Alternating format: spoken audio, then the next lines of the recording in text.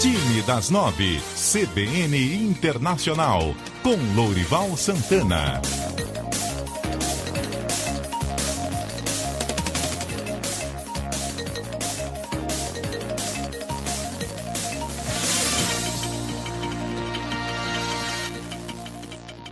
Muito bom dia para você, Lourival Santana.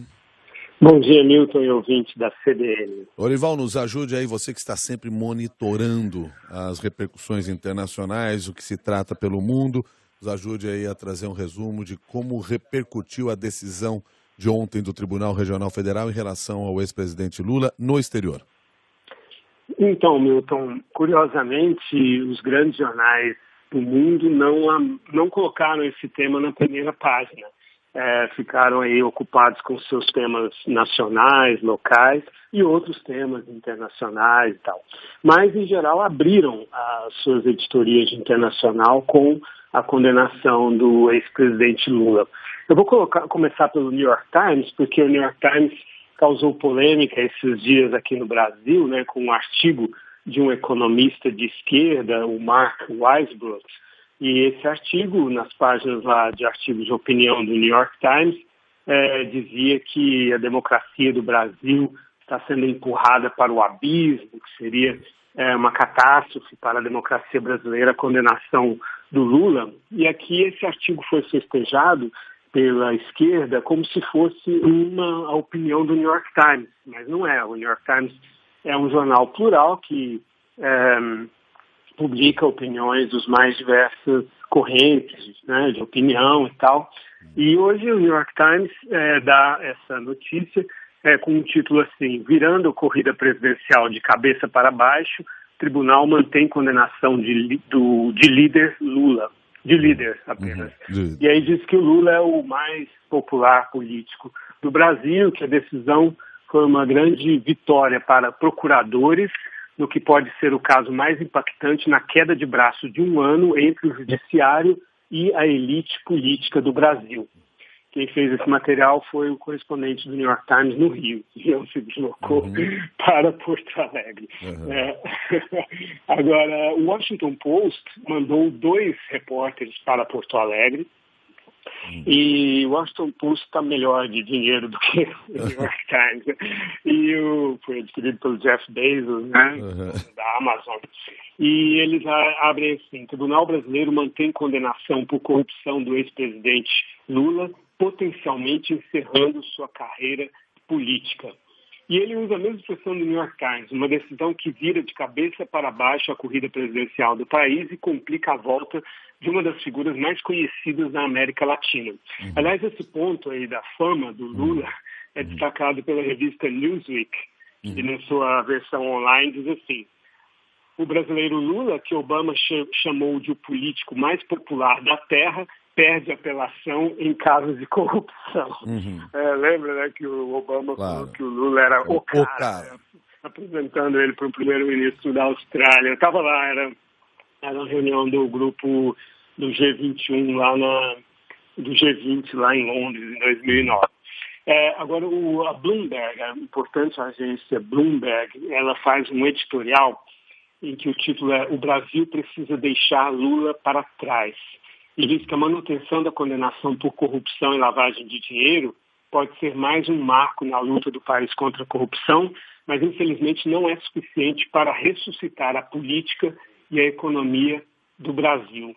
É uma agência econômica, né, bastante ligada aos negócios e tal, e diz que os eleitores estão amargamente divididos, mas o que os une é a decepção econômica e o desencanto com a democracia.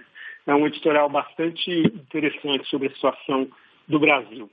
Vamos para a Europa. O Le Monde francês diz assim: ex-presidente brasileiro Lula declarado culpado em apelação, seu futuro político está comprometido.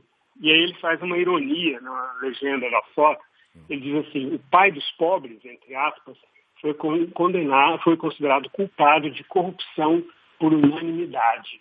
Os juízes aumentaram sua pena em 1/3 para 12 anos e 1 mês de prisão. E aí, numa outra nota irônica, um outro título para outra matéria, ele diz assim: Marcelo Odebrecht vai concluir sua pena em seu palácio. O material é feito por uma enviada especial para a Porto Alegre. O Guardian, de Londres, faz o material pelas agências de notícias mesmo, que ele tem feito bastante também, não tem enviado tanta gente pelo mundo. E ele diz assim: o Tribunal Brasileiro mantém condenação por corrupção de ex-presidente Lula. Aí na matéria eles falam: a decisão provocou protestos em várias partes do Brasil, manifestantes colocaram fogo em pneus e bloquearam ruas em Porto Alegre e São Paulo. Material bem factual. Eu olhei também o Bild Site, que dos jornais alemães é o que tem maior circulação, com exceção do Bild, que é um jornal sensacionalista, né? Mas entre os jornais mais sérios, digamos assim, o Bild Site é o mais importante. Eles dizem assim: apesar de julgamento, Lula quer disputar eleição. Diz: o julgamento de apelação manteve a condenação do ex-presidente. Ele chamou a decisão de politicamente motivada e prometeu resistir. Esse é um material baseado em agências também. Já o El País tem um repórter em São Paulo, uma enviada especial a Porto Alegre, e ele manchetou assim: Lula, o condenado. Ele usou uma frase do Lula na manchete: condenado não sou eu, é o povo brasileiro. E por aí vai. Então, o El País destacando mais a visão do Lula sobre o episódio, Milton. Quer dizer, esse é o olhar que a gente tem aí, diferente da mídia internacional, a propósito da condenação do Lula aqui no Brasil. Eu fico pensando o seguinte: você citou lá um economista de esquerda nos Estados Unidos que escreveu um artigo no New York Times e que falava em abismo democrático no Brasil.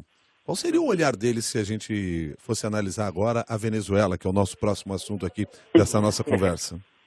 Ótima pergunta, porque a Venezuela está numa bifurcação em relação ao Brasil, né? Enquanto o Lula, que foi um grande aliado do Chávez, né? Ele tem aí a sua carreira política bastante complicada.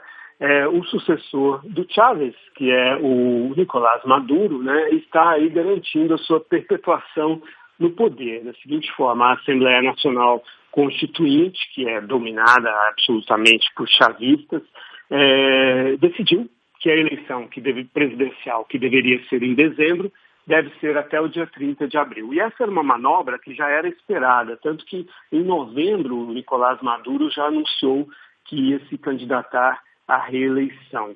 E por que isso é bom para os chavistas, né? Porque a oposição, neste momento, está fragmentada, está dividida, como resultado de uma própria estratégia dos próprios chavistas, no sentido de realizar eleições estaduais e municipais no ano passado, e colocando a oposição em dúvida sobre se devia disputar ou não. Alguns ficaram tentados, se elegeram 5 governadores de oposição, embora as pesquisas previssem que 18 teriam vitória, mas apenas 5 foram efetivamente eleitos, e aí a Assembleia Nacional Constituinte obrigou-os a jurar perante ela para legitimá-la justamente, né?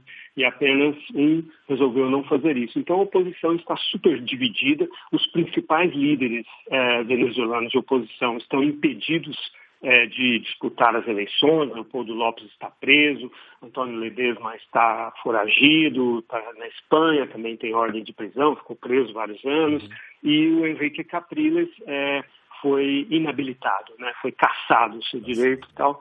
Então, mas a oposição não sabe o que fazer, e além disso, o pior que esteja a situação econômica da Venezuela, ela ainda vai piorar muito, Milton, este ano.